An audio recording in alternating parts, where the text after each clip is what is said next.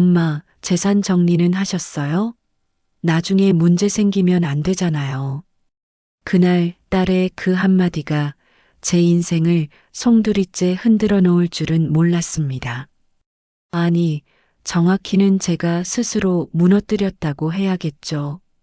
가장 사랑해야 할 사람을 의심하고 가장 경계해야 할 사람을 믿었으니까요. 저는 박영숙, 올해 71살입니다. 아침 6시면 어김없이 눈이 떠지고 창문을 열면 아파트 단지 안 은행나무들이 바람에 흔들리는 게 보입니다. 40년을 시장 반찬 가게에서 보낸 제 손은 굳은 살투성이지만 그 손으로 모은 돈으로 이 집을 샀고 근처에 작은 건물도 하나 장만했습니다. 남편이 떠난 지 벌써 10년 혼자서 아들과 딸을 키웠습니다. 아니, 키웠다기보다는 전쟁을 치렀다고 해야 맞겠죠. 새벽 5시에 일어나 시장으로 나가고 밤 10시가 넘어서야 집에 돌아왔으며 그렇게 모은 돈으로 두 아이 모두 대학을 보냈고 결혼까지 시켰습니다. 이제 좀 쉴 수 있겠구나 싶었습니다. 그런데 뭔가 이상했습니다. 몇 달 전부터였을까요? 딸이 전화를 할 때마다 묘하게 재산 이야기를 꺼내기 시작했습니다. 처음엔 건물 관리가 잘 되고 있냐고 물었고, 그 다음엔 세입자는 말썽이 없냐고 물었으며, 급기야는 유언장을 써놨냐는 말까지 했습니다. 유언장이라는 단어를 들었을 때 가슴이 철렁 내려앉았습니다. 뭐야, 이 소리는? 내가 죽기를 바라는 건가? 그런 생각이 스쳐 지나갔습니다. 전화를 끊고 나서도 한참을 멍하니 앉아 있었습니다. 딸은 어릴 때부터 속을 알 수 없는 아이였습니다.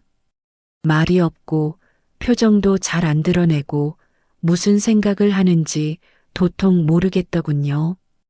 오빠인 아들이 엄마 말이라면 무조건 따르는 순한 성격이었던 것과는 너무 달랐습니다. 딸은 중학교 때부터 자기 주장이 강했고 대학도 제 뜻과 상관없이 멀리 있는 곳으로 갔으며 결혼도 제가 반대했는데 밀어붙였습니다. 아니야, 딸이 그럴 리 없어. 제 딸인데 그럴 리가. 하지만 마음 한구석에 가시가 박힌 것처럼 불편했고 그 가시는 시간이 지날수록 점점 더 깊이 박혀 들어왔습니다. 그날 저녁 아들네 집에 저녁 초대를 받았습니다. 며느리가 손수 만든 갈비찜을 차려놓고 저를 기다리고 있었습니다. 현관문을 여는 순간부터 고소한 냄새가 코끝을 찔렀고 며느리는 앞치마를 두른 채 환하게 웃으며 저를 맞아주었습니다. 시어머니를 모시는 게 당연하다는 말을 입에 달고 사는 며느리였습니다. 밥상을 받으며 저는 또 딸 생각을 했습니다. 딸은 결혼하고 나서 한 번도 이렇게 정성스럽게 밥상을 차려준 적이 없었습니다. 바쁘다는 핑계로 외식이나 하자고 했고 명절에도 시간이 없다며 일찍 가버리곤 했습니다. 어머니, 요즘 건강은 어떠세요? 병원은 가보셨어요? 며느리가 제 손을 꼭 잡으며 걱정스러운 표정을 지었습니다. 정말 고마운 며느리였습니다.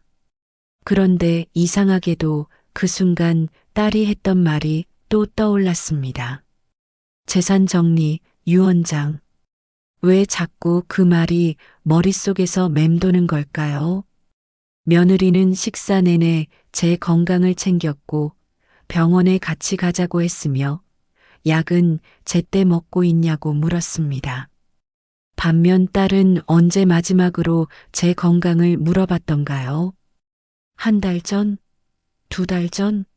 기억조차 나지 않았습니다. 밥을 먹고 나서 거실 소파에 앉아 차를 마시고 있는데 며느리가 조심스럽게 입을 열었습니다. 요즘 딸이 자주 연락하냐고 물었고 저는 고개를 끄덕였습니다. 그러자 며느리의 표정이 묘하게 변했습니다. 걱정스러우면서도 뭔가 말하기 조심스러워하는 듯한 그런 표정이었습니다. 어머니, 제가 이런 말씀 드려도 될지 모르겠는데요. 며칠 전에 형님한테서 전화가 왔는데 어머니 재산 규모가 얼마나 되냐고 물어보더라고요. 그 순간 제 가슴이 철렁했습니다. 역시 며느리도 눈치챘구나. 저만 이상하게 느낀 게 아니었던 겁니다. 며느리는 조심스럽게 말을 이어갔습니다. 자기는 몰라서 대답을 못했다고, 근데 왜 그런 걸 물어보는지 이해가 안 간다고 말했습니다. 그 말을 듣는 순간 제 안에 있던 마지막 믿음마저 흔들리기 시작했습니다. 그래, 딸이 정말로 내 재산을 노리는구나. 내가 죽기를 기다리는구나. 그런 생각이 머릿속을 가득 채웠고 가슴이 답답해져서 숨쉬기조차 힘들었습니다. 집으로 돌아오는 택시 안에서 저는 창밖을 멍하니 바라봤습니다. 네온사인 불빛들이 흐릿하게 번져 보였고 그게 제 눈물 때문인지 차창의 빗방울 때문인지 알 수 없었습니다. 그날 밤 잠을 이룰 수가 없었습니다. 천장을 바라보며 지난 40여 년을 떠올렸습니다. 딸을 낳던 날 딸이라는 말에 남편이 실망하던 표정. 그래도 저는 딸이 예뻐서 매일 밤 자장가를 불러줬고 업고 재웠습니다. 초등학교 운동회 때 1등한 딸이 달려와 제 품에 안기던 날, 대학 합격증을 받고 눈물 흘리던 날, 결혼식 날 면사포를 쓴 딸의 모습, 그 모든 순간이 파노라마처럼 스쳐 지나갔습니다. 근데 이제 와서 재산을 노린다고? 내가 죽기를 기다린다고? 도저히 믿고 싶지 않았지만 며느리의 말이 계속 귓가에 맴돌았습니다. 새벽 3시가 넘어서야 겨우 잠이 들었고 꿈속에서도 딸이 나타나 차갑게 웃으며 통장을 내놓으라고 손을 내미는 악몽을 꿨습니다. 이 아이가 정말 날 배신하려는 건가? 며느라, 내가 내 재산을 지켜줘. 딸한텐 아무 말도 하지 마. 그날 제가 며느리에게 통장을 건넨 순간이 파멸의 시작이었습니다. 하지만 그때의 저는 몰랐습니다. 진짜 독사는 다정한 미소 뒤에 숨어 있다는 걸요. 딸에 대한 의심은 날이 갈수록 커져만 갔습니다. 아침에 눈을 뜰 때마다 가장 먼저 떠오르는 생각이 딸에 대한 불신이었고 밤에 잠들기 전 마지막 생각 역시 마찬가지였습니다. 며칠 뒤 딸한테서 전화가 왔습니다. 반갑다는 인사도 없이 무뚝뚝한 목소리로 건강은 어떠냐고 물었습니다. 예전 같았으면 그냥 대수롭지 않게 넘어갔을 그 말투가 이젠 차갑게 느껴졌습니다. 왜 이렇게 형식적으로 물어보는 거야? 진짜 궁금해서 묻는 게 맞나? 전화 통화 내내 제 마음은 불편했고 딸이 무슨 말을 해도 다 계산된 것처럼 들렸습니다. 건강을 묻는 것도 식사는 잘하냐고 묻는 것도 모두 재산을 노리기 위한 위장술처럼 느껴졌습니다. 통화를 끊고 나서 한참을 멍하니 앉아 있었습니다. 이렇게까지 제 딸을 의심하는 제 자신이 한심하면서도 또 한편으로는 의심을 멈출 수가 없었습니다. 며칠 뒤 며느리가 집으로 찾아왔습니다. 손에는 제가 좋아하는 약과와 한약이 들려 있었습니다. 문을 열자마자 며느리는 환하게 웃으며 제 손을 잡았습니다. 요즘 얼굴이 많이 상해 보인다며 잘 챙겨 드셔야 한다고 말했습니다. 어머니, 요즘 무슨 고민 있으세요? 얼굴에 다 써 있어요. 며느리의 목소리에는 진심 어린 걱정이 묻어났습니다. 저는 그만 눈물이 핑 돌았습니다. 이렇게 저를 걱정해주는 사람이 있다는 게 고마웠고, 동시에 딸과 비교되어 더욱 서러웠습니다. 며느리는 부엌으로 가서 정성스럽게 한약을 다려주었고, 제 옆에 앉아서 등을 토닥여 주었습니다. 마치 친딸처럼요. 어머니, 무슨 일 있으면 저한테 말씀하세요. 제가 어머니 편이에요.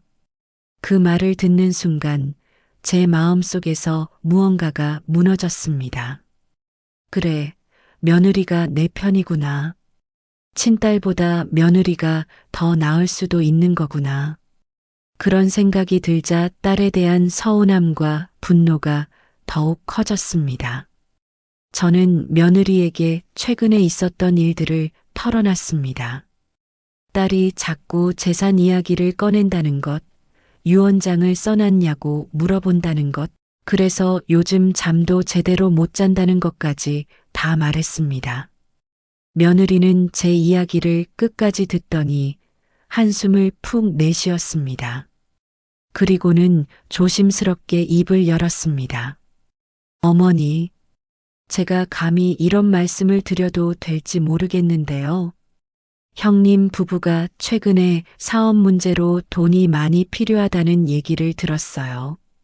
뭐, 사업 문제? 돈이 필요하다고?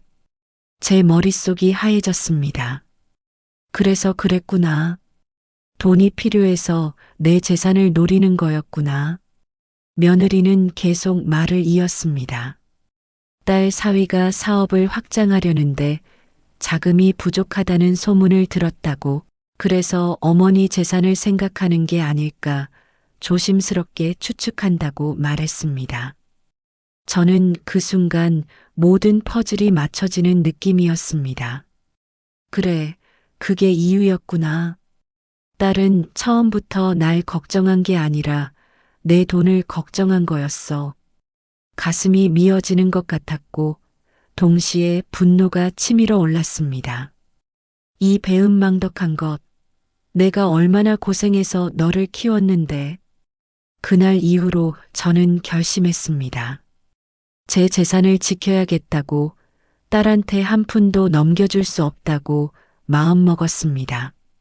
며칠 뒤 며느리를 다시 불렀습니다. 그리고는 조심스럽게 제 생각을 꺼냈습니다. 혹시 며느리가 제 통장과 재산 서류를 좀 관리해 줄 수 있겠냐고, 만약의 사태에 대비해서 믿을 수 있는 사람한테 맡겨두고 싶다고 말했습니다. 며느리는 처음엔 손사래를 쳤습니다. 어머니, 그건 너무 큰 책임인데요. 저 같은 사람이. 하지만 저는 며느리의 손을 꼭 잡았습니다. 제발 부탁한다고, 딸한텐 절대 말하지 말아달라고, 오직 며느리만 믿을 수 있다고 간곡히 부탁했습니다. 며느리는 한참을 망설이는 듯 하더니 결국 고개를 끄덕였습니다. 어머니가 그렇게까지 말씀하시니 제가 잘 지켜드릴게요. 걱정하지 마세요. 그날 저는 제 통장 4개와 건물 서류, 그리고 인감도장까지 모두 며느리에게 맡겼습니다. 며느리는 그걸 조심스럽게 받아들며 절대로 잘 보관하겠다고 다짐했습니다. 며느리가 서류 봉투를 가방에 넣는 모습을 보면서 저는 그제야 마음이 좀 놓이는 것 같았습니다. 이제 안심이야. 며느리가 지켜줄 거야. 하지만 그날 밤 이상하게도 잠이 오지 않았습니다. 뭔가 찜찜한 기분이 들었고 가슴 한구석이 답답했습니다. 그게 불안감 때문인지 아니면 딸에 대한 죄책감 때문인지 알 수 없었습니다. 창밖을 보니 보름달이 환하게 떠 있었습니다. 그 달빛 아래서 저는 문득 딸의 어릴 적 모습이 떠올랐습니다.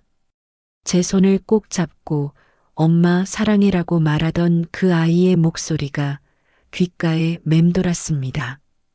하지만 곧 고개를 저었습니다. 아니야, 그건 다 옛날 일이야. 지금은 달라. 저 애는 변했어. 어머니 도장 제가 잘 보관해 둘게요.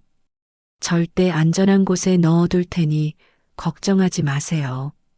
며느리의 다정한 목소리가 제 마음을 녹였습니다.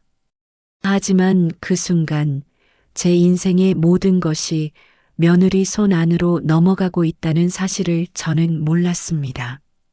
며느리에게 통장과 서류를 맡긴 후 며칠이 지났습니다. 이상하게도 마음이 편해지기는커녕 더욱 불안해졌습니다. 딸한테 들킬까봐 전전긍긍했고 혹시 나중에 문제가 생기면 어쩌나 하는 걱정도 들었습니다. 며느리는 그런 제 마음을 아는지 모르는지 매일같이 전화를 걸어 안부를 물었고 자주 집에 들러 음식을 해주었습니다. 어머니, 오늘 삼계탕 끓여왔어요. 더운데 보양식 드셔야죠. 며느리가 가져온 음식은 정성이 가득했습니다. 닭은 푹 고아져 살이 부드럽게 발라졌고 인삼과 대추가 가득 들어 있었습니다. 며느리는 제 옆에 앉아 한 숟가락씩 떠서 입에 넣어주기까지 했습니다. 마치 어린아이를 돌보듯이 말입니다. 그런 며느리의 모습을 보면서 저는 생각했습니다. 역시 며느리한테 맡긴 게 잘한 결정이야. 이렇게 날 챙기는데 뭐. 하지만 그날 오후 딸한테서 전화가 왔습니다. 목소리가 평소와 달리 급했습니다. 엄마, 혹시 요즘 통장이나 도장 어디 갖다 놓으신 거 아니에요? 은행에서 연락 왔다는데요. 그 말을 듣는 순간 가슴이 철렁 내려앉았습니다. 뭐? 은행에서 연락이 왔다고? 뭔 소리야? 저는 당황해서 얼버무렸습니다. 아무 일 없다고 은행에서 무슨 연락이 왔냐고 되물었습니다. 딸은 잠시 뜸을 들이더니 말했습니다. 은행 직원이 딸 휴대폰으로 전화를 걸어서 어머니 명의로 뭔가 서류가 접수됐는데 본인 확인이 필요하다고 했다는 겁니다. 엄마, 무슨 서류 내셨어요? 혹시 건물 관련된 거예요? 딸의 목소리에서 의심이 묻어났습니다. 아니, 의심이라기보다는 걱정에 가까웠을지도 모릅니다. 하지만 그때의 저는 딸의 말을 완전히 다르게 해석했습니다. 봐라, 역시 재산을 노리고 있었잖아. 은행까지 확인하다니. 저는 화가 치밀어 올라 말을 함부로 내뱉었습니다. 내 돈 내 마음대로 하는데 내가 왜 참견이야. 은행에서 무슨 연락이 왔든 내가 알아서 할 거니까 신경 꺼. 전화기 너머로 딸이 놀라는 기색이 느껴졌습니다. 잠시 침묵이 흐르더니 딸이 조심스럽게 말했습니다. 엄마, 제가 걱정돼서 그러는 거예요. 요즘 보이스피싱도 많고 혹시 누가 엄마를 이용하는 건 아닌가? 이용? 누가 날 이용해? 네가 내 재산을 노리면서. 무슨 소리야? 제 입에서 그런 말이 튀어나온 순간 저도 놀랐습니다. 하지만 이미 엎질러진 물이었습니다. 딸은 더 이상 아무 말도 하지 않았습니다. 그저 길게 한숨만 쉬더니 조용히 전화를 끊었습니다. 전화기를 내려놓고 나서 저는 한참을 그 자리에 서 있었습니다. 손이 떨렸고 가슴이 두근거렸습니다. 내가 너무 심하게 말한 걸까? 아니야, 딸이 먼저 의심한 거잖아. 그날 저녁 며느리한테 전화를 걸었습니다. 딸이 은행에서 연락이 왔다는 말을 하던데 혹시 아느냐고 물었습니다. 며느리는 잠시 뜸을 들이더니 대답했습니다. 아, 그거요? 제가 어머니 건물 세금 관련해서 확인 좀 했거든요. 세금 고지서가 잘못 나온 것 같아서요. 괜찮아요. 제가 다 처리했으니까 신경 쓰지 마세요. 세금 고지서? 그런 게 있었나? 저는 잘 기억이 나지 않았지만 며느리가 그렇다고 하니 그런가 보다 했습니다. 며느리는 이어서 말했습니다. 어머니, 혹시 형님이 전화했어요? 뭐라고 하던가요? 응, 전화했어. 은행에서 연락 왔다고 난리더라고. 그래서 내가 좀 세게 말했어. 며느리는 잠시 침묵하더니 조심스럽게 입을 열었습니다. 어머니, 형님이 요즘 어머니 재산에 대해 너무 집착하는 것 같아요. 조심하셔야 할 것 같아요. 그 말을 듣고 저는 고개를 끄덕였습니다. 역시 며느리 말이 맞아. 딸이 내 재산을 노리고 있어. 며느리는 또 말했습니다. 혹시 딸이 직접 찾아오면 절대 통장이나 도장 위치를 알려주지 말라고. 지금은 며느리가 안전하게 보관하고 있으니 아무 걱정 말라고 신신당부했습니다. 어머니, 제가 지켜드릴게요. 아무도 어머니 재산을 건드리지 못하게 할게요. 며느리의 목소리는 단호했고 그게 제게는 든든하게 느껴졌습니다. 전화를 끊고 나서 저는 창밖을 바라봤습니다. 해가 지고 있었습니다. 노을이 붉게 물들어 하늘을 뒤덮고 있었는데 왠지 그 붉은 빛이 불길하게 느껴졌습니다. 그날 밤 또 악몽을 꿨습니다.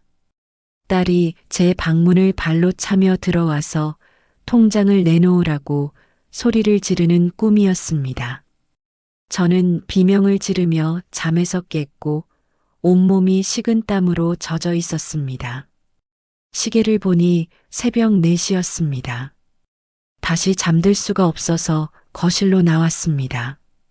어둠 속에서 혼자 앉아 있으니 온갖 생각이 다 들었습니다. 내가 잘하고 있는 걸까? 정말 딸이 날 배신하려는 걸까? 하지만 곧 고개를 저었습니다. 며느리가 그렇게 걱정해 주는데 틀림없어. 며느리는 거짓말할 사람이 아니야. 박영숙 씨 맞으십니까? 귀하 명의로 부동산 소유권 이전 서류가 접수되었는데 인감증명서 날짜가 이상합니다. 은행 직원의 그 한마디가 제 세상을 무너뜨리기 시작했습니다.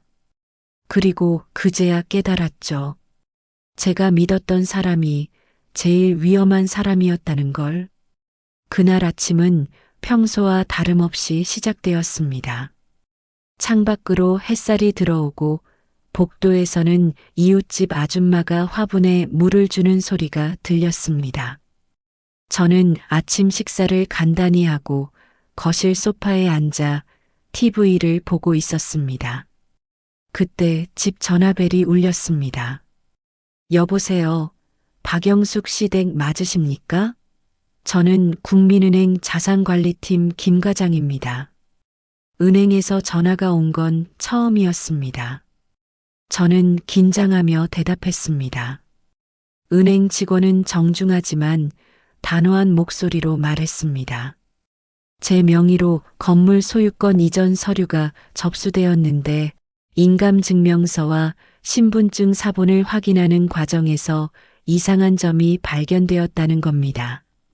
뭐가 이상하다는 겁니까? 제 목소리가 떨렸습니다. 은행 직원은 말했습니다. 인감증명서 발급 날짜와 서류 작성 날짜가 일치하지 않는다는 것, 그리고 서류에 찍힌 도장의 인형이 미묘하게 다르다는 것이었습니다. 혹시 본인께서 직접 서류를 작성하신 건 맞으십니까? 대리인이 했을 가능성은 없나요? 대리인? 그 순간 머릿속이 하얘졌습니다. 며느리다. 며느리가 뭔가를 한 거야. 아니야, 며느리가 그럴 리 없어. 며느리는 날 지켜준다고 했잖아. 하지만 가슴 한구석에서는 불안감이 스멀스멀 기어 올라왔습니다. 은행 직원은 계속 말했습니다. 일단 본인 확인이 필요하니 은행으로 한번 방문해 달라고, 신분증을 꼭 지참해 달라고 당부했습니다. 전화를 끊고 나서 저는 한참을 멍하니 앉아 있었습니다. 손이 떨리고 심장이 빠르게 뛰었습니다. 뭔가 잘못되고 있어. 뭔가 크게 잘못되고 있는 거야.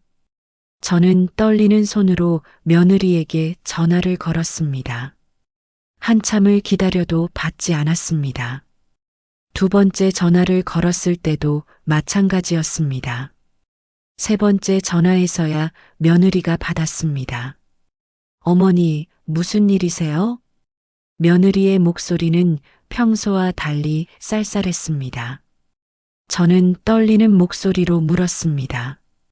은행에서 전화 왔는데 내 명의로 건물 이전 서류가 접수됐다는데 그게 무슨 소리야?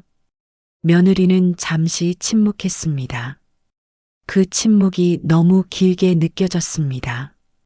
아, 그거요? 어머니가 부탁하셔서 제가 대신 처리한 거예요. 세금 문제 때문에 명의를 일시적으로 옮기는 게 유리하다고 해서요. 세금 문제? 명의를 옮긴다고? 저는 그런 부탁을 한 적이 없었습니다. 나는 그런 부탁 안 했어. 며느라, 지금 무슨 짓을 한 거야? 어머니, 기억 안 나세요? 지난주에 저한테 세금이 너무 많이 나온다고 하소연하셨잖아요. 그래서 제가 알아본 거예요. 아니야, 난 그런 말 안 했어. 분명히 안 했는데. 제 머리가 혼란스러워졌습니다. 정말 내가 그런 말을 했을까? 나이가 들어서 기억이 가물가물한 걸까? 아니야, 아니야. 분명히 그런 말 안 했어. 며느리야, 지금 당장 은행 가서 그 서류 취소해. 내 건물 명의를 왜 옮기려고 해? 며느리의 목소리가 차갑게 식었습니다. 어머니, 진정하세요. 제가 어머니를 위해서 하는 일인데. 왜 이러세요? 형님이 또 뭐라고 했어요? 형님이 어머니를 선동하는 거 아니에요? 딸은 이것과 아무 상관없잖아. 왜 여기서 딸 얘기가 나와? 저는 점점 더 혼란스러워졌습니다. 며느리는 말했습니다.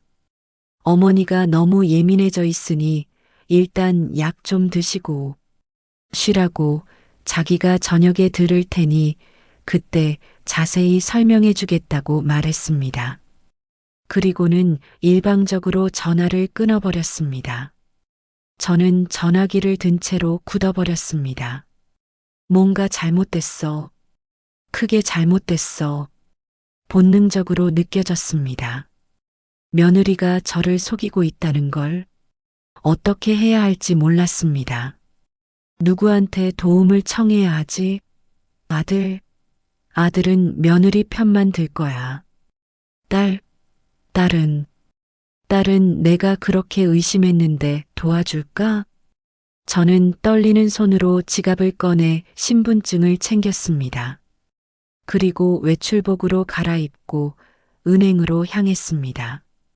택시를 타고 가는 내내 가슴이 두근거렸고 무언가 큰일이 벌어지고 있다는 예감에 숨쉬기조차 힘들었습니다. 은행에 도착해서 자산관리팀을 찾아갔습니다. 김 과장이라는 직원이 저를 작은 상담실로 안내했습니다. 박영숙 고객님, 여기 서류 좀 보시겠습니까?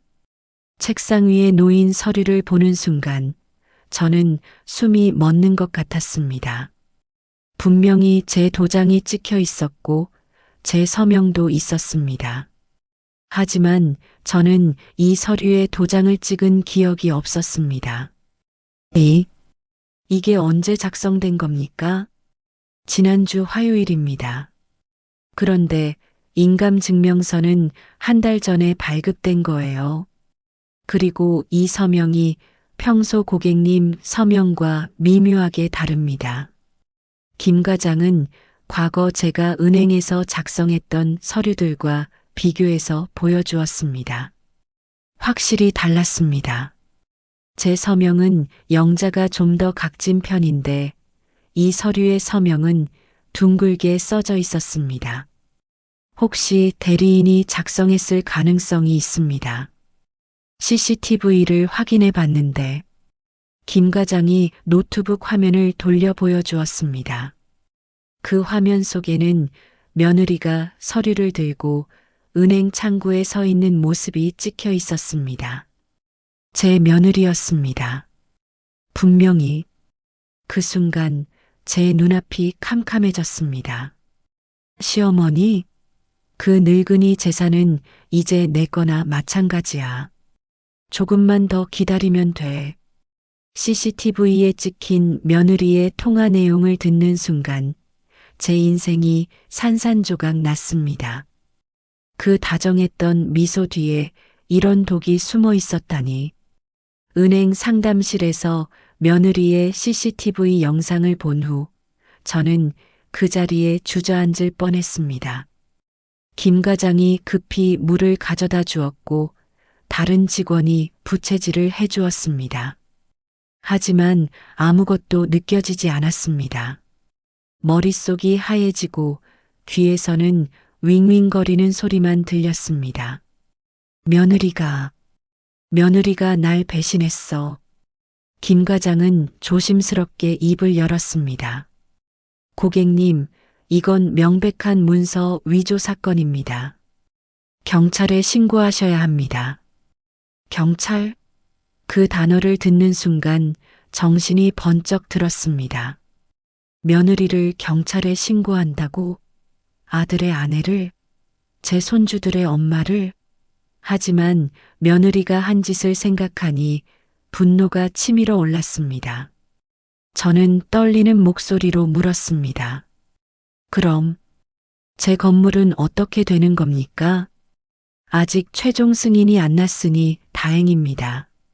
저희가 이상하다고 판단해서 보류시켜 놨거든요. 하지만 경찰 조사가 필요합니다. 김 과장은 명함을 건네며 가까운 경찰서 위치를 알려주었습니다. 저는 비틀거리며 은행을 나왔습니다. 햇빛이 너무 밝아서 눈이 부셨고 거리의 소음이 머리를 쪼개는 것 같았습니다. 벤치에 앉아 한참을 멍하니 있다가 떨리는 손으로 휴대폰을 꺼냈습니다. 누구한테 전화를 해야 하지? 아들? 아니야, 아들은 며느리 편만 들 거야. 그럼 딸? 그렇게 의심했던 딸한테 어떻게 전화를 해? 하지만 다른 선택지가 없었습니다. 저는 딸의 번호를 눌렀습니다. 신호음이 길게 울렸고 한참 만에 딸이 전화를 받았습니다. 엄마, 딸의 목소리는 조심스러웠습니다. 아마도 며칠 전 제가 화를 낸 게 기억났나 봅니다. 저는 목이 메어 한동안 말을 할 수가 없었습니다. 엄마, 무슨 일 있어요? 왜 울어요? 딸아. 그제야 눈물이 터져 나왔습니다. 은행 앞 벤치에 앉아서 저는 한참을 울었습니다. 지나가는 사람들이 이상하게 쳐다봤지만 신경 쓸 겨를이 없었습니다. 딸은 당황한 듯 물었습니다. 엄마, 어디 있어요? 지금 어디세요? 저는 떨리는 목소리로 은행 이름과 위치를 말했습니다. 딸은 즉시 대답했습니다. 엄마, 거기서 움직이지 마세요. 제가 지금 바로 갈게요. 30분쯤 지났을까요? 딸이 헐레벌떡 달려왔습니다. 숨을 헐떡이며 제 앞에 선 딸은 제 손을 꼭 잡았습니다. 엄마, 무슨 일이에요? 왜 울고 계세요? 저는 그제야 모든 걸 털어놓았습니다. 며느리에게 통장과 도장을 맡긴 것, 은행에서 전화가 온 것, CCTV에 며느리가 찍힌 것, 그리고 제가 딸을 의심했던 것까지 다 말했습니다. 말을 하는 내내 부끄러웠고 창피했으며 후회스러웠습니다. 딸은 제 이야기를 끝까지 듣더니 길게 한숨을 쉬었습니다. 엄마, 제가 그렇게 말씀드렸잖아요. 조심하라고. 미안해. 엄마가 미안해. 엄마가 너를 오해했어. 딸은 제 등을 토닥이며 말했습니다. 이제 울지 마세요. 일단 경찰서부터 가요. 신고해야 해요. 저는 고개를 저었습니다. 경찰에 신고하면 며느리가 잡혀가잖아요. 그럼 아들은 어떻게 되고 손주들은 어떻게 되냐고 말했습니다. 하지만 딸은 단호했습니다. 엄마, 지금 그게 문제예요? 며느리가 엄마 재산을 훔치려고 한 거예요. 이건 범죄라고요. 딸의 말이 맞았습니다. 하지만 선뜻 발걸음이 떨어지지 않았습니다. 딸은 제 손을 이끌고 경찰서로 향했습니다. 경찰서에 들어서는 순간 다리에 힘이 풀려 주저앉을 뻔했습니다. 딸이 저를 부축해서 민원실 의자에 앉혔고 경찰관에게 상황을 설명했습니다. 경찰관은 제 진술을 받기 시작했습니다. 언제 며느리에게 통장을 맡겼는지, 인감도장은 어떻게 건네줬는지, 건물 명의 이전에 대해 알고 있었는지 하나하나 물었습니다. 저는 떨리는 목소리로 대답했고 은행에서 받아온 서류들도 제출했습니다. 경찰관은 심각한 표정으로 고개를 끄덕이며 기록했습니다. 일단 며느리분을 참고인으로 조사하겠습니다. 그리고 CCTV와 서류를 감정하겠습니다. 경찰서를 나온 후 딸이 저를 자기 차로 데려갔습니다. 차 안에서 저는 또 울었습니다.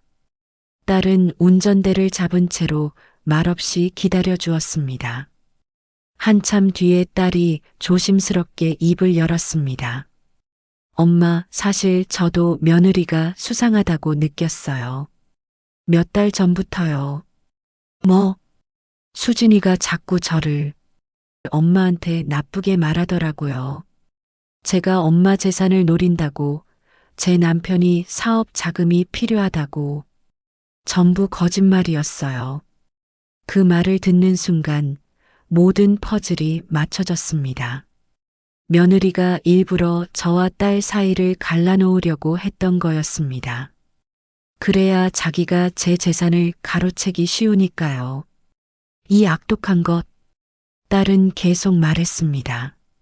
그래서 제가 수진이를 미행했어요. 그리고 녹음도 했고요. 녹음? 딸은 휴대폰을 꺼내 녹음 파일을 재생했습니다. 며느리의 목소리가 흘러나왔습니다. 시어머니, 그 늙은이 건물은 이제 내 거나 마찬가지야. 서류는 다 준비했어. 조금만 더 기다리면 완전히 내 명의로 넘어와. 그 목소리를 듣는 순간 제 온몸에 소름이 돋았습니다. 아들의 그 말이 제 가슴에 비수처럼 꽂혔습니다. 딸의 녹음 파일을 들은 후 저는 집으로 돌아왔습니다. 온몸에 힘이 하나도 없었고 다리가 후들후들 떨렸습니다. 딸이 부축해서 침대에 눕혀주었고 물 한 잔을 따라 주었습니다. 하지만 목으로 물이 넘어가지 않았습니다. 가슴이 막힌 것 같았습니다. 엄마, 이제 경찰이 조사할 거예요. 며느리는 처벌받을 거고요. 딸의 말이 맞았습니다. 하지만 제 마음은 복잡했습니다. 며느리가 처벌받으면 아들은 어떻게 되지? 손주들은? 그날 저녁 아들한테서 전화가 왔습니다. 목소리가 격앙되어 있었습니다. 엄마, 수진이를 경찰서에 신고했다고요? 대체 무슨 짓을 하시는 거예요? 아들의 목소리는 분노로 가득 차 있었습니다. 저는 떨리는 목소리로 대답했습니다. 아들아, 며느리가 엄마 재산을, 엄마 도장을 위조해서 그게 무슨 소리예요? 수진이가 어머니를 도와드리려고 한 건데 그걸 신고를 해요? 도와준 게 아니야. 며느리가 내 건물을 빼돌리려고. 증거 있어요? 확실한 증거가. 저는 말문이 막혔습니다. 은행 서류와 CCTV가 있지만 아들한테 그걸 설명할 자신이 없었습니다. 아들은 계속 소리를 질렀습니다. 누나가 또 엄마를 선동했죠? 누나가 자기가 재산 못 받으니까 수진이를 모함하는 거예요. 아니야, 내 누나는. 엄마, 정신 차리세요. 누나 말만 믿지 말고. 수진이가 얼마나 엄마를 잘 모셨는데 이렇게 배신을 해요? 전화기 너머로 며느리의 우는 소리가 들렸습니다.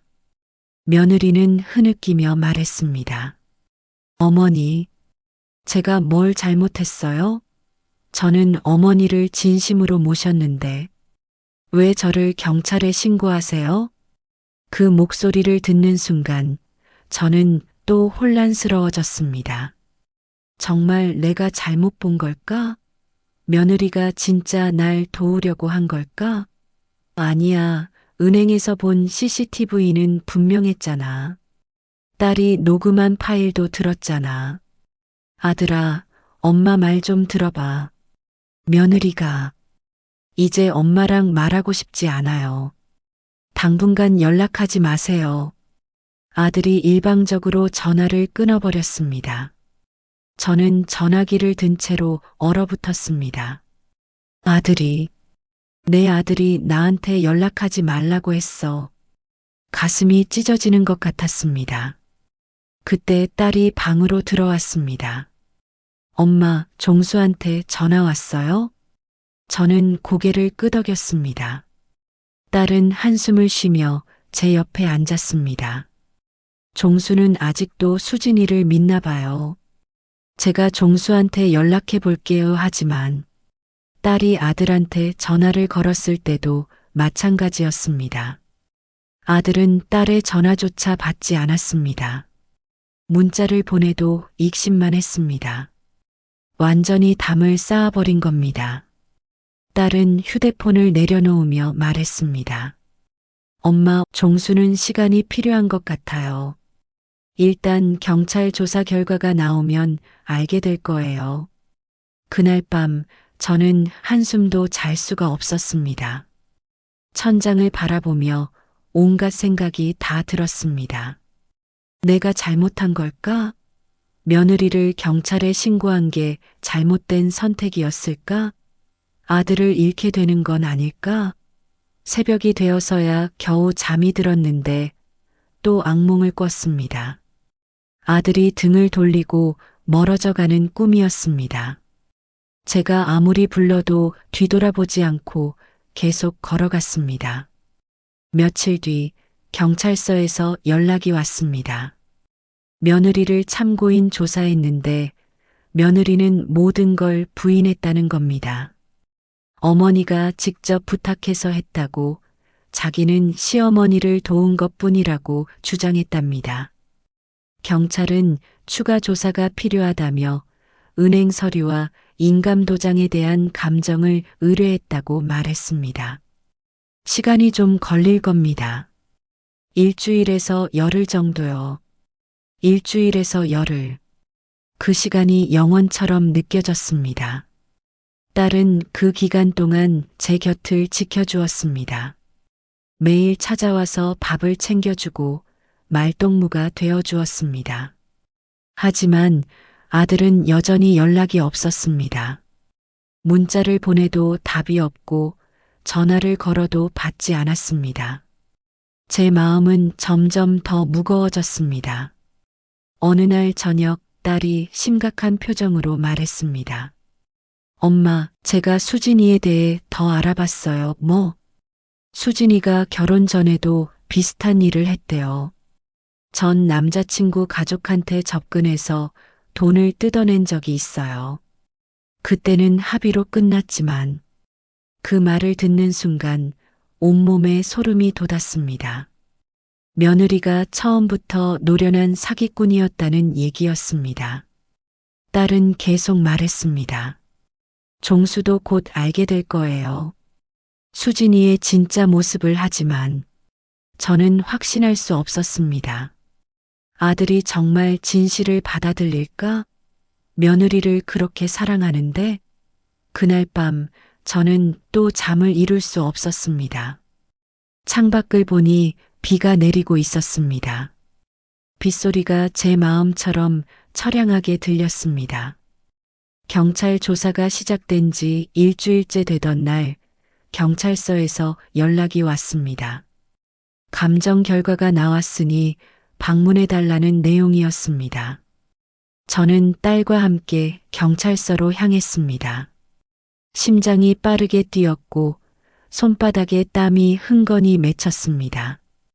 경찰서 조사실에 들어가니 형사 한 분이 저를 기다리고 있었습니다. 책상 위에는 서류들이 수북이 쌓여 있었습니다. 박영숙 씨 감정 결과가 나왔습니다. 서류에 찍힌 인감 도장은 박영숙 씨의 것이 맞습니다만 서명은 위조된 것으로 확인됐습니다. 위조라니. 역시 며느리가 거짓말을 한 거였습니다. 형사는 계속 설명했습니다. 그리고 은행 CCTV를 분석한 결과 며느리 김수진 씨가 서류를 접수한 것이 확인됐습니다. 또한 며느리의 휴대폰 통화 기록을 조회한 결과 부동산 사기 전과가 있는 브로커와 수차례 통화한 기록이 있습니다. 제 옆에 앉아있던 딸이 조용히 말했습니다. 형사님, 제가 녹음한 파일도 있습니다. 딸은 휴대폰을 꺼내 녹음 파일을 재생했습니다. 며느리의 목소리가 조사실에 울려 퍼졌습니다. 시어머니 건물은 이제 거의 내 거야. 서류는 다 준비했고 도장도 있어. 늙은이는 치매 기미도 있어서 나중에 법정에서도 제대로 증언 못할 거야. 그 목소리를 듣는 순간 제 가슴이 무너져 내렸습니다. 치매 기미가 있다고? 저를 그렇게 생각했던 거예요? 며느리의 목소리는 계속 이어졌습니다. 형님? 그 여자는 신경 쓰지 마.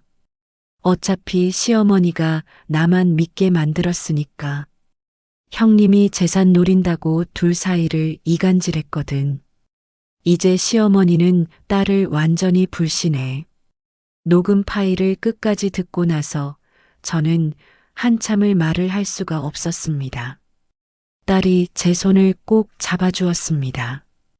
형사는 무거운 표정으로 말했습니다. 이 정도면 충분한 증거입니다. 며느리 김수진 씨를 문서 위조와 사기 혐의로 구속영장을 신청하겠습니다. 구속영장. 그 말을 듣는 순간 가슴이 철렁 내려앉았습니다. 며느리가 정말로 감옥에 가는 거예요? 그럼 손주들은 어떻게 되고 아들은 어떻게 되나요? 하지만 형사는 단호하게 말했습니다. 김수진 씨는 재범의 위험이 있습니다. 결혼 전에도 유사한 수법으로 남자친구 가족을 상대로 사기를 친 전력이 있습니다. 그날 저녁 며느리가 경찰에 연행됐다는 소식을 들었습니다. 그리고 다음 날 아들한테서 전화가 왔습니다. 목소리가 완전히 꺾여 있었습니다.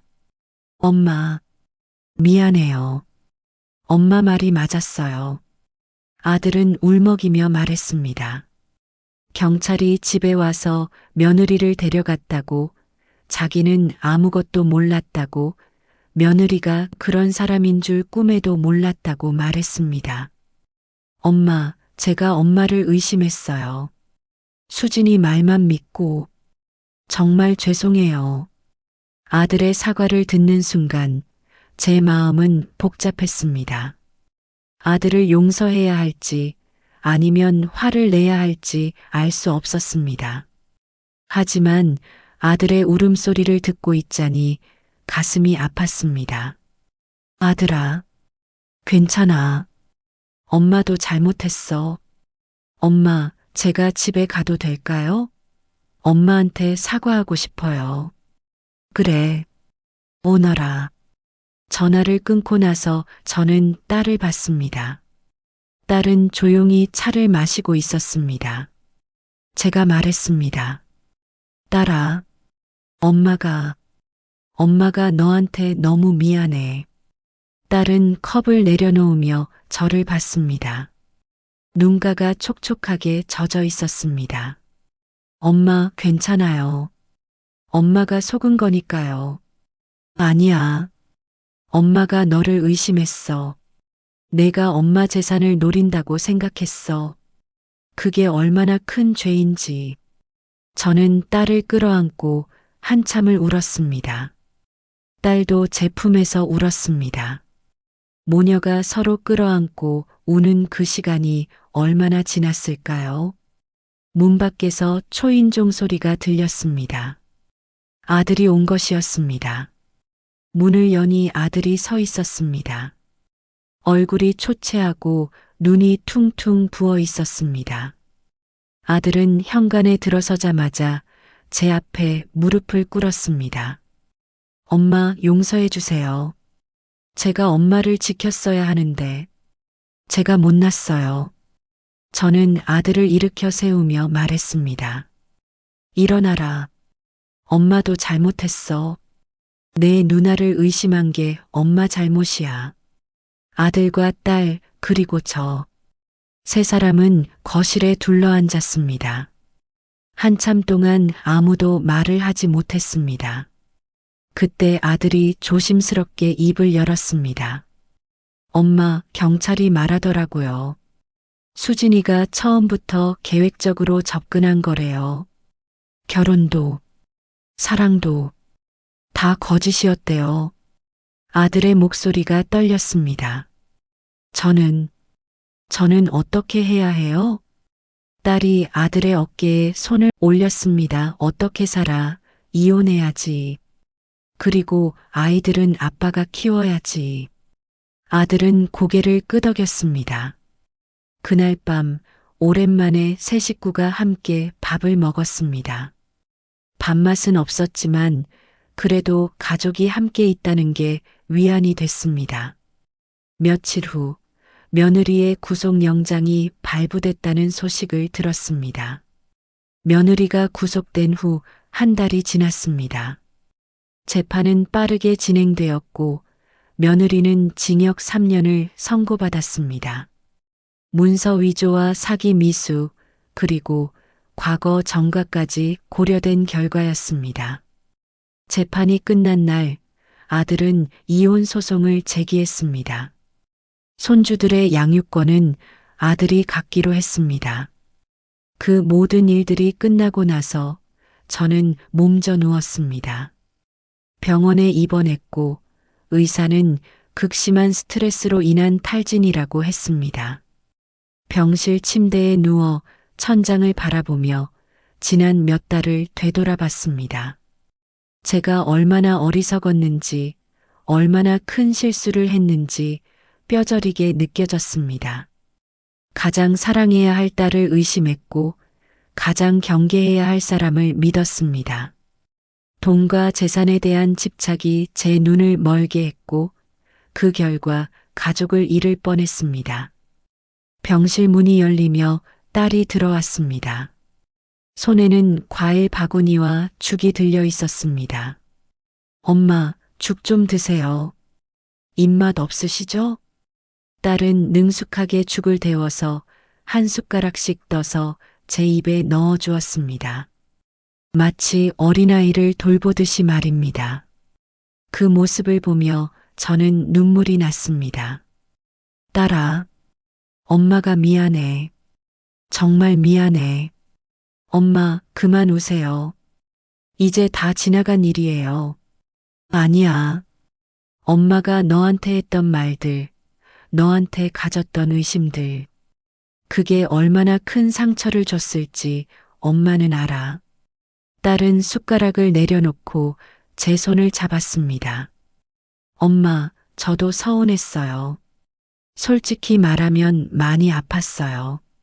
제가 그렇게 엄마 재산을 노리는 사람으로 보였다는 게 밤마다 울었어요.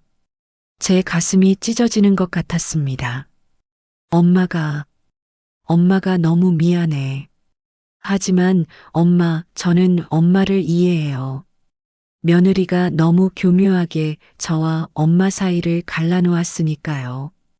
엄마가 혼란스러우셨을 거예요. 딸의 너그러운 말에 저는 더욱 눈물이 났습니다. 이렇게 좋은 딸을 두고도 의심했던 제 자신이 너무나 한심했습니다. 딸은 계속 말했습니다. 엄마, 제가 며느리를 의심한 건 엄마가 걱정돼서였어요. 며느리가 엄마한테 너무 잘해주는 게 오히려 이상했거든요. 엄마한테 억지로 잘하는 척 하는 걸로 느껴져서. 그래, 내 말이 맞았어. 엄마가 바보였어. 엄마는 바보가 아니에요. 그냥 외로우셨던 거예요. 며느리가 그 외로움을 파고든 거고요. 딸의 말이 맞았습니다. 저는 외로웠습니다. 남편이 떠난 후 혼자서 아이들을 키우느라 정신없이 살았고, 아이들이 결혼해서 떠난 후에는 더욱 외로웠습니다. 그 외로움을 며느리가 채워주는 것 같았고, 그래서 며느리에게 의지했던 겁니다. 엄마, 이제 외롭지 마세요. 제가 자주 올게요. 주말마다 올게요. 딸아. 그리고 엄마, 재산은 엄마 것이에요. 엄마가 마음대로 쓰세요. 저는 엄마 재산 필요 없어요. 저는 그냥 엄마가 건강하게 오래 사셨으면 좋겠어요. 그 말을 듣는 순간 제가 그동안 무엇을 지키려고 했는지 깨달았습니다. 돈이 아니라 사랑이었어야 했는데 저는 돈을 지키느라 사랑을 의심했습니다. 딸아, 엄마가 유언장을 쓸게. 건물의 반은 내 것, 반은 네 동생 것으로 할게. 엄마, 그런 거 지금 생각하지 마세요. 아니야, 엄마가 이번에 깨달았어. 재산 때문에 가족이 싸우면 안 된다는 걸. 엄마가 살아있을 때 미리 정리해 둘게. 딸은 고개를 끄덕였습니다. 그날 이후로 저는 변호사를 불러 유언장을 작성했습니다. 건물과 예금을 아들과 딸에게 공평하게 나눠주기로 했고, 모든 절차를 투명하게 진행했습니다. 한 달 후 저는 퇴원했습니다. 집으로 돌아오니 아들과 딸이 함께 와 있었습니다. 거실에는 음식이 가득 차려져 있었고 손주들도 와 있었습니다. 오랜만에 온 가족이 모였습니다. 밥을 먹으며 저는 아이들을 봤습니다. 아들아, 딸아, 엄마가 너희한테 하고 싶은 말이 있어. 두 아이가 저를 봤습니다. 엄마는 이번에 큰 교훈을 얻었어. 가족을 의심하기 전에 먼저 믿어야 한다는 것, 그리고 돈보다 사랑이 더 중요하다는 것을 배웠어. 너희 둘에게 정말 미안하고 고마워. 아들이 말했습니다. 엄마, 저도 미안해요. 제가 수진이한테 속아서 엄마를 지키지 못했어요. 아니야, 아들아. 너도 피해자야. 이제 다 잊고 새로 시작하자. 딸이 말했습니다. 엄마, 우리 이제 자주 모여요. 매주 일요일마다 같이 밥 먹어요. 그래. 그러자. 그날 저녁 온 가족이 함께 웃고 떠들었습니다. 오랜만에 집안에 웃음소리가 가득했습니다. 손주들이 뛰어노는 소리, 아들과 딸이 농담하는 소리, 그 모든 소리가 제 귀에는 천상의 음악처럼 들렸습니다. 밤이 되어 다들 돌아가고 저는 혼자 거실에 앉아 있었습니다. 창밖을 보니 달이 환하게 떠 있었습니다. 그 달을 보며 저는 생각했습니다. 인생에서 정말 중요한 건 돈이 아니라 사람이구나. 재산은 지켜도 가족을 잃으면 아무 의미가 없구나. 며느리는 제게 큰 상처를 줬지만 동시에 큰 깨달음도 줬습니다. 가장 가까운 사람을 의심하기 전에 믿음을 먼저 지켜야 한다는 것. 진짜 사랑은 말이 아니라 행동에 있다는 것을 배웠습니다. 며느리는 말로는 저를 사랑한다고 했지만 행동으로는 저를 배신했습니다. 반면 딸은 말은 적었지만 행동으로 저를 지켜줬습니다. 그게 진짜 사랑이었습니다. 이제 저는 압니다. 돈과 재산보다 더 소중한 건 가족이라는 것을, 그리고 그 가족을 지키는 건 의심이 아니라 믿음이라는 것을 말입니다. 저는 창가에 서서 달을 바라보며 조용히 중얼거렸습니다. 이제야 알았어. 진짜 소중한 게 뭔지. 오늘 이야기 어떠셨나요? 가족의 소중함, 믿음의 중요함을 다시 한번 느끼셨을 겁니다. 이런 이야기가 더 듣고 싶으시다면 구독 버튼 꼭 눌러주세요. 그리고 주변 분들께도 이 채널을 알려주시면 감사하겠습니다. 좋아요와 댓글은 저희에게 큰 힘이 됩니다. 다음에 더 좋은 이야기로 찾아뵙겠습니다. 시청해주셔서 감사합니다.